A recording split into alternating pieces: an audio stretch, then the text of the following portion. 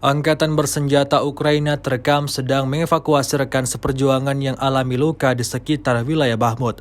Rekamannya ramai beredar di media sosial Telegram pada Senin 27 Februari 2023. Di timur kota Bakhmut, tentara bayaran Rusia menyerang pasukan Ukraina yang sedang beroperasi di kawasan pemukiman di Jalan Kooperatif Naya, tidak jauh dari penyeberangan Sungai Bakhmutkah.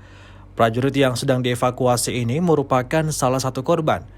Ia alami luka hingga tak sadarkan diri. Beruntung, para rekan-rekannya langsung sigap membantu, memberikan pertolongan pertama, mengangkutnya naik ke mobil untuk segera dibawa ke suatu tempat yang lebih aman.